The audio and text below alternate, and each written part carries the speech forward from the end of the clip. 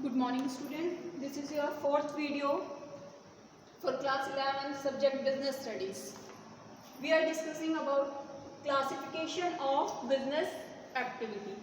In previous videos we discussed about what is business, basic concepts of business, features of business, nature of business activities, nature of human activities and human activities को हमने classify किया था two parts में, economic activity and non economic activity. Then हमने further next video में discuss किया about classification of business activity and business activity can be classified into two part, that is industry and commerce. Last video में हमने discuss किया था about industry. किसका classification पढ़ा था हमने? इंडस्ट्री का क्लासिफिकेशन पढ़ा था। ठीक है, इंडस्ट्री के बारे में, इंडस्ट्री का फ्लो चार्ट डिस्कस किया था, इंडस्ट्री के वर्क पढ़े थे, मैन्युफैक्चरिंग इंडस्ट्रीज क्या होती हैं and assembling industries, construction industries क्या होती है, टर्शियरी इंडस्ट्रीज क्या होती है, प्राइमरी इंडस्ट्रीज क्या होती है। ठीक है, now today we are going to discuss about commerce. Very interesting topic. Commerce बहुत इंटरेस्टिंग टॉपिक है ये आपका। कॉमर्स, आप कॉमर्स के स्टूडेंट हैं तो कॉमर्स के बारे में तो आपको पूरा अच्छे से नॉलेज होनी चाहिए। देखिए, कॉमर्स को हम क्लासिफाई करते हैं टू पार्ट्स। सबसे पहले तो कॉमर्स क्या होता है?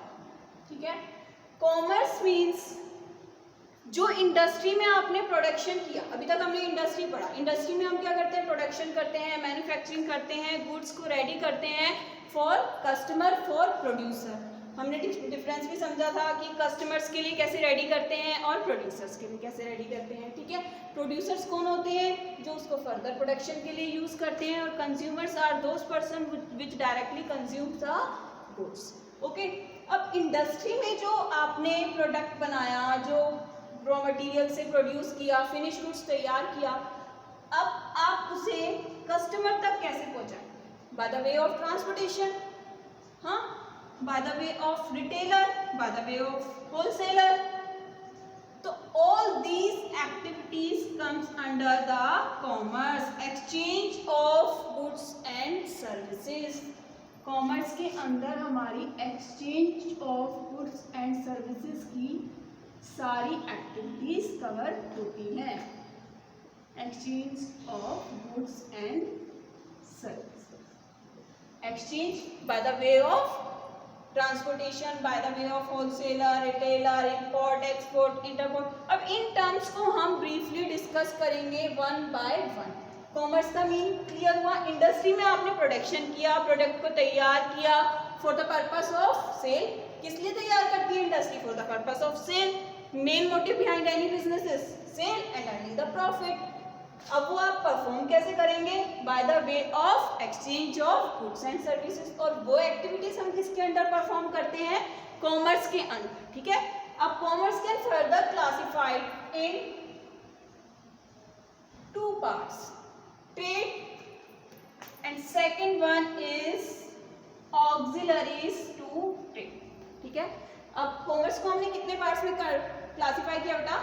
टू पार्ट्स में। First one is trade and second one is auxiliaries to trade. तो अभी हम पहले डिस्कस करेंगे अबाउट ट्रेड। हम क्या पढ़ रहे हैं? Trade. What is trade? Trade क्या होता है? सिंपल टर्म में अगर हम समझे तो sales means buying and selling of goods and service. ठीक है, सिंपल टर्म में ट्रेड को हम क्या कहते हैं? Buying and selling of goods and services. अब जो ट्रेड है उसने दो टर्म कंबाइन कर लिया, बाय एंड सेकंड सेल। अब ये कौन है? ये है मीडिएटर। ये मीडिएटर ही बाइंग एंड सेलिंग परफॉर्म करता है। ठीक है, तो ट्रेड क्या है? Trade means buying and selling of goods and services, that is your trade. Trade means buying and selling of goods and services. Clear हुआ? Next, trade. ट्रेड क्लियर हो गया आपको? Trade means goods and services को buy करना and sale करना। ठीक है, अब ये वर्क कैसे करता है ट्रेड? ट्रेड तो आपको समझ आ गया। अब ट्रेड भी तो अपने आप में एक ब्रॉड टर्म है, ठीक है।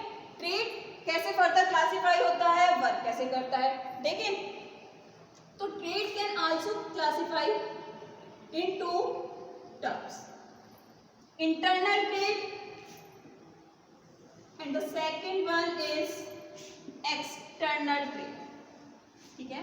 ट्रेड को हमने फर्दर क्लासिफाई किया टू पार्ट्स में। First one is your internal trade and second one is your external trade, ठीक है।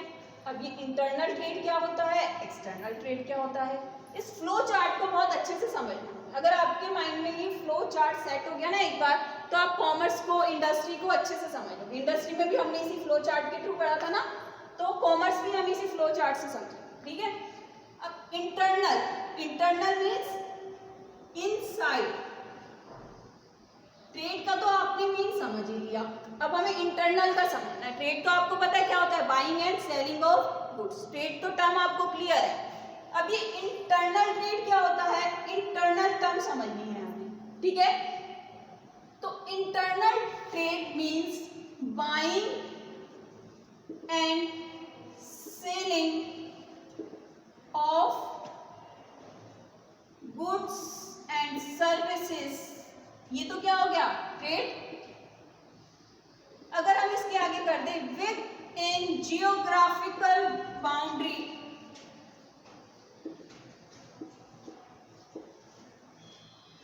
Of country, with in a country, with in a geographical boundary, जो हम परचेज करते हैं, सेल करते हैं, बाइंग करते हैं, सेलिंग करते हैं, that is our internal trade. Clear हुआ अच्छे से, इंटरनल ट्रेड।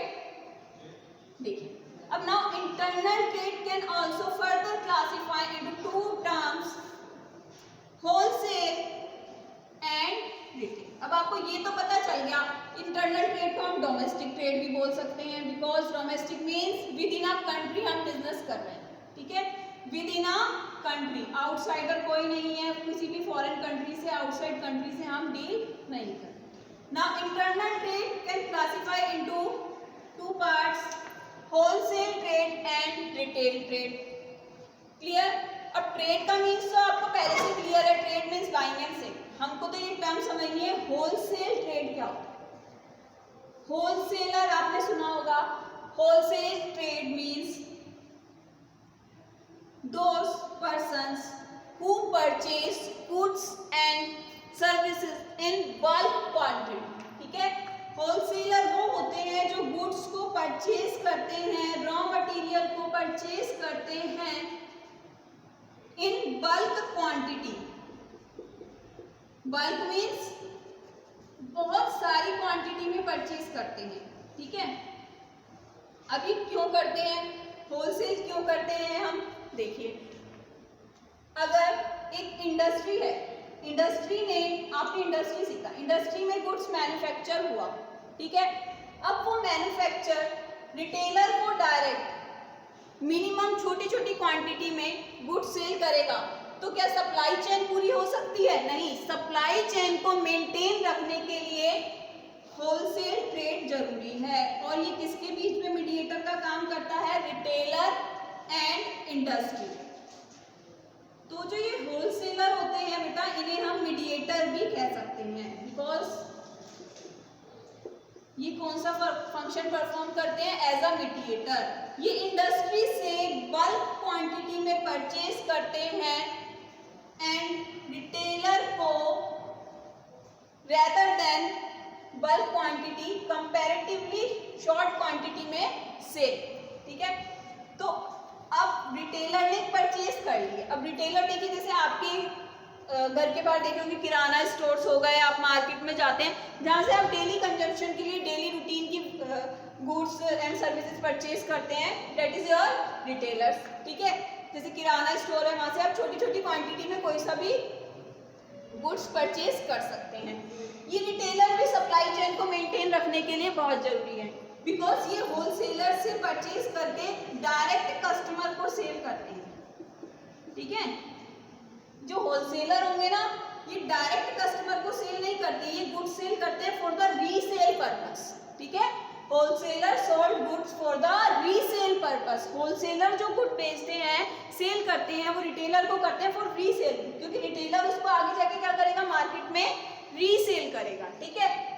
और रीसेल, ये रिटेलर्स क्या करते हैं, ये डायरेक्ट कंजम्पशन के लिए सेल करते हैं goods and services to the customer, ठीक है, डायरेक्टली कस्टमर को भेजे जाते हैं, ठीक है। Next, external trade. External trade क्या होता है, ठीक है। इंटरनल क्लियर हुआ, within a geographical boundaries. Trade आपको टर्म्स क्लियर है, buying and sale. External term देखते हैं हम। External trade means buying and selling of goods and services outside the geographical boundaries of the country. आप जब कोई limit, कोई criteria नहीं देख रहे हैं ना कि हमें with in a country he deal करना है, आप अमेरिका से भी डील कर रहे हैं, आप पाकिस्तान से भी डील कर रहे हैं, आप श्रीलंका से भी डील, आप फॉरेन में भी सब कंट्रीज से जब डील करने लग जाते हैं, that is your external trade. इसलिए हम इसे फॉरेन ट्रेड भी बोलते हैं। क्या बोलते हैं? इसलिए हम इसे फॉरेन ट्रेड भी बोलते हैं। किसको बोलते हैं? एक्सटर्नल ट्रेड को हम और क्या बोल सकते हैं? Foreign trade, buying and selling of goods and services outside the countries, ठीक है, या फिर outside geographical boundaries of the countries. Now external trade can also further classify into 3 parts: import, export and intra। clear? import, export and intra। First देखते हैं what is import, ठीक है। import means outsider country से, ठीक है, goods purchase करना, that is your import। Purchase करोगे तो आप उन्हें क्या पे करोगे? मनी, ठीक है। हमने चाइना से डील करी, ठीक है, तो हम अब उसे क्या डील करी? हमने उनसे परचेज किया गुड्स, ठीक है। गुड्स परचेज किया तो हम क्या पे करेंगे? मनी पे करेंगे, ठीक है। और मनी चाइना की फॉर्म में। अमेरिका से डील कर रहे हैं तो क्या पे करेंगे? डॉलर की फॉर्म में पे करेंगे, ठीक है। Import means when we purchase good from the outside country. जब हम आउटसाइड कंट्री से गुड्स परचेज कर ले, that is your import. Purchase goods from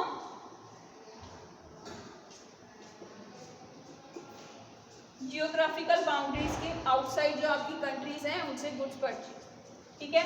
next what is export? Buying and selling goods. ये तो किस में आ गया आपका? एक्सटर्नल ट्रेड, ठीक है। यहाँ हमने बाइंग करी, अब क्या बच गया? सेल। अब जब आप आउटसाइड कंट्रीज को गुड्स सोल्ड करेंगे ना, तो दैट इज योर एक्सपोर्ट। अब आप गुड्स सोल्ड कर रहे हैं, सेल करेंगे, तो आपको रिटर्न क्या मिलेगा? मनी मिलेगी। और आपकी करेंसी क्या है? रुपीस। तो हमें मनी किस फॉर्म में मिलेगी? रुपीस की फॉर्म में हम रिसीव करेंगे जिस भी कंट्री से हम डील कर रहे हैं, ठीक है, आउटसाइडर कंट्री। नेक्स्ट, इंट्रापोर्ट। देखिए, एक्सपोर्ट और इंपोर्ट आपको अच्छे से क्लियर हुआ आयो, ठीक है। अब इंट्रापोर्ट समझिए, ये इन दोनों का कंबाइंड फॉर्म है, ठीक है। ये मैं आपको एक एग्जांपल से समझाती हूँ। देखिए, ये हमें क्लियर हो गया कि हाँ एग्जांपल से। मान लीजिए 3 कंट्री, ठीक है, इंडिया, पाकिस्तान, श्रीलंका, 3 कंट्री। पाकिस्तान के साथ इंडिया के टर्म्स अच्छे नहीं हैं, तो बिजनेस एग्रीमेंट भी नहीं है, ठीक है। हम सपोज कर रहे हैं, हम रियल सिचुएशन पे नहीं कर, ठीक है। मैं जस्ट आपको एग्जांपल दे रही हूँ। तो एग्जांपल हम समझते हैं 3 country, India, Pakistan and third one is Sri Lanka. India के पाकिस्तान के साथ टर्म्स अच्छे नहीं है, बिजनेस ट्रांजेक्शन्स अच्छी नहीं है, ट्रेड एग्रीमेंट नहीं है, ठीक है। अब पाकिस्तान को रबर की जरूरत है, ठीक है, और रबर प्रोड्यूस होता है इंडिया में, ठीक है। अब इंडिया में प्रोड्यूस होता है और पाकिस्तान को नीड भी है। अब लेकिन वो पाकिस्तान कैसे उसे परचेज करे, तो अब श्रीलंका ने ये देखा कि ये तो दोनों के बीच में प्रॉब्लम चल रही है और यहाँ पे इन्हें इस मटेरियल की जरूरत है, लेकिन इनके बीच में ट्रेड एग्रीमेंट ही नहीं है, बिजनेस एग्रीमेंट ही नहीं है, तो ये कैसे डील करे। तो श्रीलंका ने क्या किया, इंपोर्ट किया रबड़। किससे? इंडिया से इंपोर्ट किया। क्या किया? इंपोर्ट किया। किससे किया? इंडिया से किया, ठीक है। और इंपोर्ट करने के बाद उसे री एक्सपोर्ट कर दिया। किसको कर दिया? पाकिस्तान। तो पाकिस्तान की भी नीड पूरी हो गई, इंडिया की भी और श्रीलंका की भी, तीनों ने अपना अपना प्रॉफिट अर्न कर लिया। तो डेट इज कॉल्ड योर इंट्रापोर्ट, मतलब import goods from other country for the purpose of री एक्सपोर्ट, ठीक है। इंडिया ने इंपोर्ट, श्रीलंका ने इंपोर्ट किया इंडिया से, ठीक है, import for the purpose of export to the Pakistan, ठीक है। तो entrepot means imported goods from other country for the purpose of export to the other country. एक कंट्री से गुड को इंपोर्ट करना for the purpose of export, that is called your entrepot. Clear? Trade अच्छे से clear हुआ? Trade क्या होता है? Buying and selling of goods and services. Then trade को हमने फर्दर क्लासिफाई किया दो टर्म में, internal trade, external trade. Internal trade को हमने फर्दर क्लासिफाई किया wholesale trade and retail trade, ठीक है। Next external trade. External trade को हमने क्लासिफाई किया, इंपोर्ट मीन्स आउटसाइड कंट्री से परचेज करना, एक्सपोर्ट मीन्स आउटसाइड कंट्रीज को सेल करना, और इंट्रापोर्ट एक कंट्री से इंपोर्ट करना, दूसरी कंट्री में एक्सपोर्ट करना। क्लियर? ट्रेड क्लियर हुआ आपको अच्छे से। नेक्स्ट हम अब डिस्कस कर रहे हैं, हमने कॉमर्स को कितने पार्ट में क्लासिफाई किया था? 2 पार्ट्स में, trade and auxiliaries to trade, 2 parts में क्लासिफाई किया था।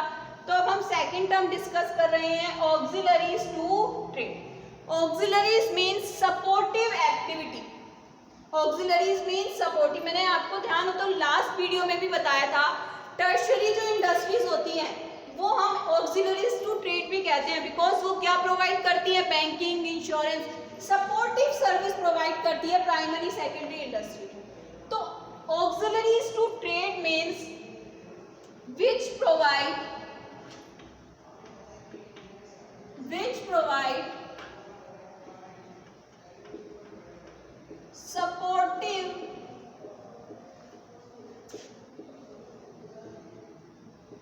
services to the industry। Industry में पूरा क्लासिफाई किया जाता है, किसी भी तरह की इंडस्ट्री हो, प्राइमरी, सेकेंडरी, मैन्युफैक्चरिंग, कंस्ट्रक्टिव। आपको पता है बैंकिंग की, फाइनेंस की, इन सब चीजों की जरूरत हर तरह की इंडस्ट्री में होती है, ठीक है। Industry and trade. अब जो ये आपने ट्रेड पढ़ा, इतनी एक्टिविटीज करी थी, क्या इसको आप ऑक्सिलरी टू ट्रेड के बिना कर सकते हैं? नहीं कर सकते। देखिए अभी आपको और अच्छे से क्लियर हो जाएगा।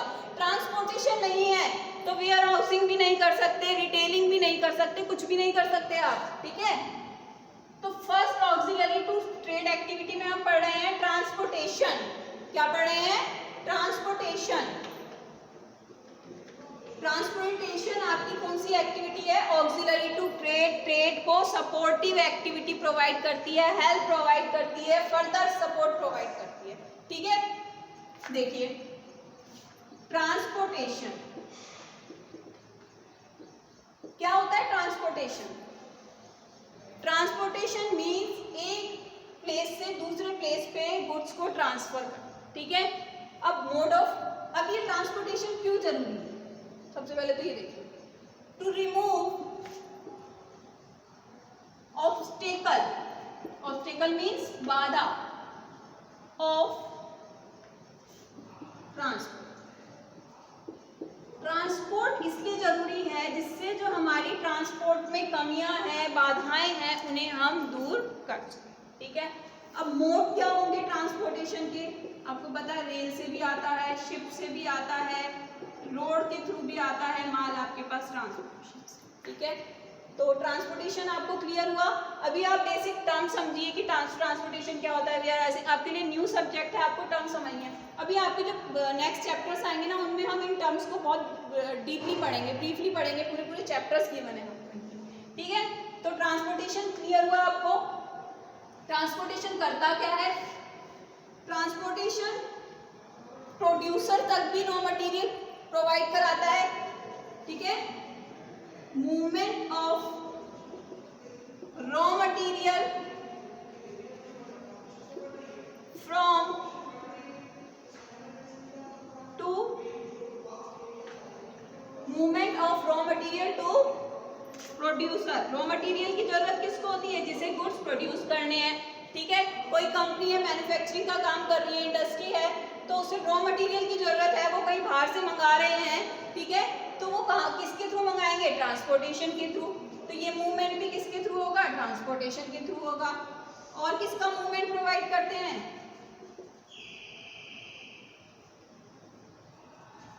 Goods, movement of finish goods बोल सकते हैं। फिनिश गुड्स मतलब जो कंजम्पशन के लिए तैयार है। और किसका मूवमेंट करते हैं? फिनिश गुड्स को डायरेक्ट कस्टमर को भी प्रोवाइड करते हैं by the way of wholesaler, retailer. Wholesaler purchase करेगा किससे? प्रोड्यूसर से। और होलसेलर किसको देगा? रिटेलर। और रिटेलर डायरेक्ट किसको देगा? कस्टमर को।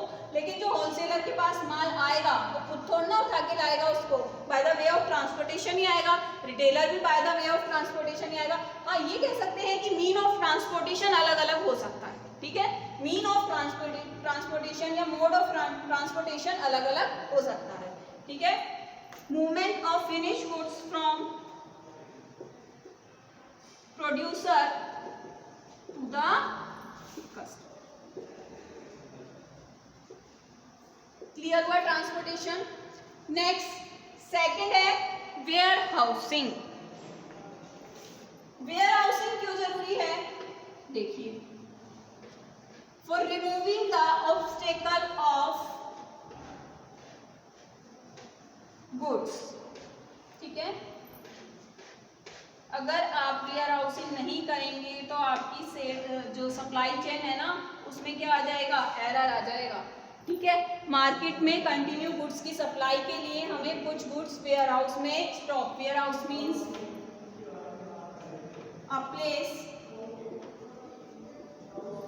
a place where we store goods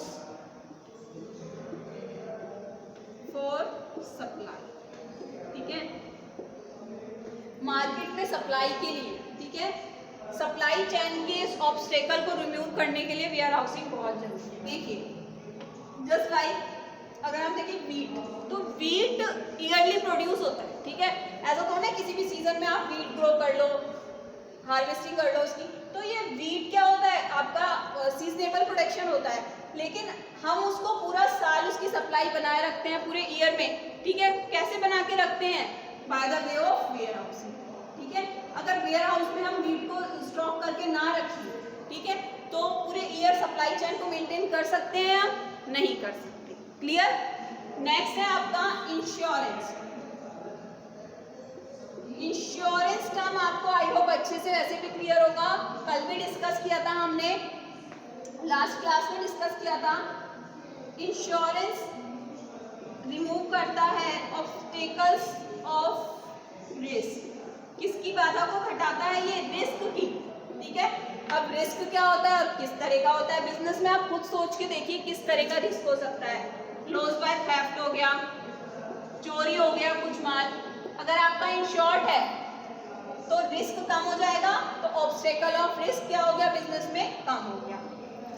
fire हो गई, कोई आग लग गई आपके बिजनेस में, ठीक है, कोई एक्सीडेंट हो गया, ठीक है। तो ये सारे रिस्क किसके अंडर कवर हो जाते हैं? इंश्योरेंस के अंडर इंश्योरेंस एम्प्लॉइज को भी प्रोवाइड किया जाता है कंपनी को, ठीक है। एक कंपनी अपने एम्प्लॉइज को भी इंश्योरेंस प्रोवाइड करती है, ठीक है। नेक्स्ट देखिए, इंश्योरेंस हो गया बैंकिंग एंड फाइनेंस। नेक्स्ट क्या है? Banking and finance. Banking and finance means remove obstacle. Bank इसमें डील करते हैं, फंड में, फाइनेंस, फंड में, मनी में, तो किसके ऑब्स्टेकल को रिमूव कर देंगे अगर हम बैंकिंग और फाइनेंसिंग अच्छी कर रहे हैं? रिमूव ऑब्स्टेकल्स ऑफ फंड, पैसा, बैंकिंग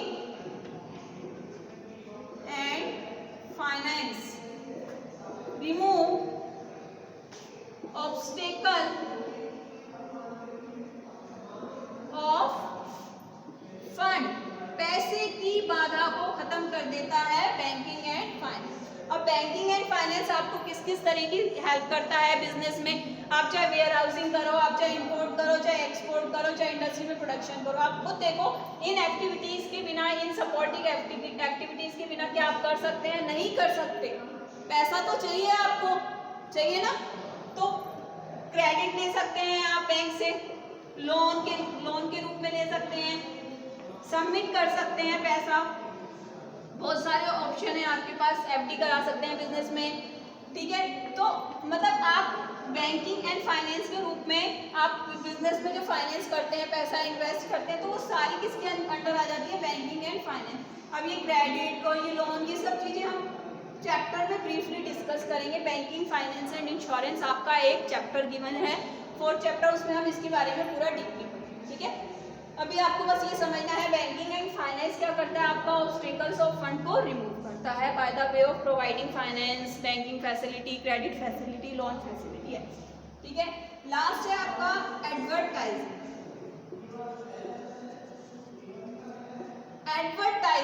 एडवर्टाइजिंग भी क्या है? एक सपोर्टिव एक्टिविटी, अपने प्रोडक्ट को मार्केट में प्रमोट करने के लिए क्या करते हैं हम? एडवर्टाइजिंग करते हैं। और ये कौन से ऑब्स्टेकल को रिमूव करेगा? Obstacle of information and knowledge. अगर हमारे प्रोडक्ट की मार्केटिंग अच्छी है, एडवर्टाइजमेंट अच्छी है, तो लोगों को उसके बारे में इंफॉर्मेशन होगी, नॉलेज होगी, और वो मार्केट से प्रोडक्ट को रिपीटेटिव नेचर में परचेज करेंगे, ठीक है। देखिए जैसे आप एग्जांपल ले लिए, कोई भी ले लेते हैं हम, जैसे सर्फ का ले लेते हैं, ठीक है। अब जैसे निरमा का एग्जाम्पल जब आता है एडवर्टाइजमेंट, तो एडवर्टाइजमेंट सबसे पहले तो क्या करता है? इंफॉर्मेशन देता है और नॉलेज देता है, ठीक है। तो सबसे पहला काम जो होता है ना किसी भी एडवर्टाइजमेंट का, वो क्या होता है? उसके बारे में पूरी इंफॉर्मेशन देना। इंफॉर्मेशन इन द फॉर्म, देखिए जैसे निरमा का है तो पहले हम ये बताते हैं निरमा के बारे में, इसमें ये है, इसका प्रोडक्ट ऐसे रेडी किया गया है, ये और प्रोडक्ट्स के कंपैरिजन में बहुत अच्छा है। तो इम्प्रेशन क्रिएट करने से पहले, कंपेयर करने से पहले प्रोडक्ट की क्या दी जाती है? अबाउट प्रोडक्ट इंफॉर्मेशन दी जाती है, ठीक है। देन बाद में हम कन्विंस करते हैं कस्टमर को कि हाँ हमारा product comparison of other product अच्छा है, ये फर्दर सर्फ के कंपैरिजन में अच्छा शाइन देगा, आपके कपड़ों को अच्छी क्लियरेंस देगा। तो कन्विंस हम बाद में कर रहे हैं, पहले हम क्या दे रहे हैं? अपने प्रोडक्ट की इंफॉर्मेशन दे रहे हैं कस्टमर, ठीक है। ये एडवर्टाइजिंग जो आपका टॉपिक है, अभी आपको बस बेसिक समझना है, ये हम नेक्स्ट 12th क्लास में पढ़ेंगे पूरा मार्केटिंग चैप्टर में। एडवर्टाइजमेंट पूरी चैन पढ़ेंगे, किस तरीके से होती है, किस तरीके से वर्क करता है, ठीक है। आई होप आपको बहुत अच्छे से क्लियर हुआ होगा। बहुत इंटरेस्टिंग टॉपिक था आज का आपका कॉमर्स, ठीक है। आप इससे पहले जिसने आज ये वीडियो फर्स्ट टाइम देख रहे हैं जो स्टूडेंट्स, बिफोर दिस आप प्रीवियस वीडियोस को देखिए तो आपको ये टॉपिक और अच्छे से क्लियर हो जाएगा, ठीक है। अगर आप प्रीवियस वीडियोस को देख लेते हैं तो ये टॉपिक आपको और अच्छे से क्लियर हो जाएगा, ओके। नेक्स्ट क्लास में हम और क्लासिफिकेशन डिस्कस करेंगे। Thank you.